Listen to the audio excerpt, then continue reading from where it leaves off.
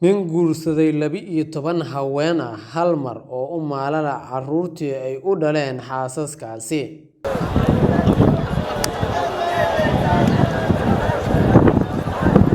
Si aan ugu dagalno muuqaalkan walaalayaal sar aragtidaada ka dhiba shargare oo nagu soo biir si saaxiibo badan u gaaro muuqaalkan adna aad u rukumato muuqaalada maalinlaha ah mahadsanidin badan. Kennedy Agabon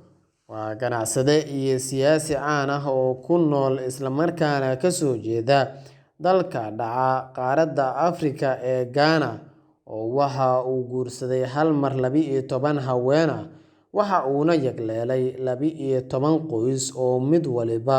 uu qoysaskaasi aabba ka yahay isagu, kuwaasi oo dhammaantood ku qanacsan sida uu sheegay xaajiga qoyska isla markaana waxa ay u dhaleen 12kaasi haweenka ah 25 carruur ah, balse waxa uu sheegay in carruurta uu ku dhib qabo isla markaana uu dhibsado balse uu jecel yahay 12ka haweenka ah ee u dhaxa isaga, isla markaana ay mar waliba u cusub yihiin haweenkaasi uu qabo oo marba qoyska uu la joogo xaaskiisa ay markaasi isku wanaagsan yihiin. Agabon waxa uu sheegay in nin dhaafay uu ka bixi karo guurka noocan oo kale ah,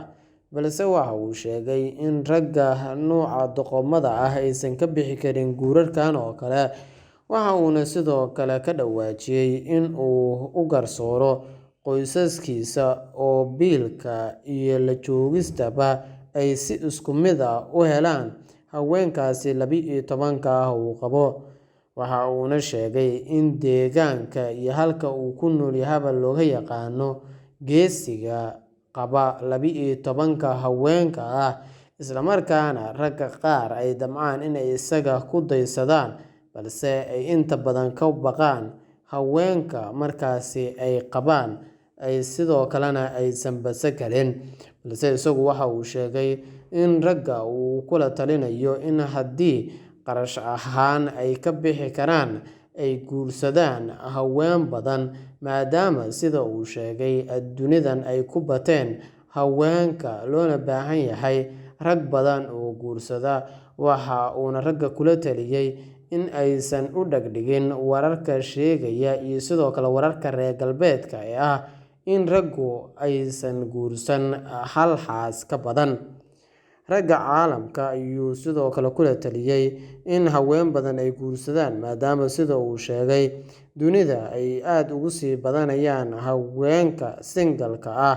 raggana ay ka badan yihiin. Waxa uuna sheegay in arrinka uu sameeyay uu caan ku noqday, dad badan ay la soo xiriireen, ragguna ay geesinimadooda u qireen rag badan oo rag iyo haweenba markaasi ay mar waliba la soo xiriiraan iyagoo kala hadlaya xaasaskaasi badan.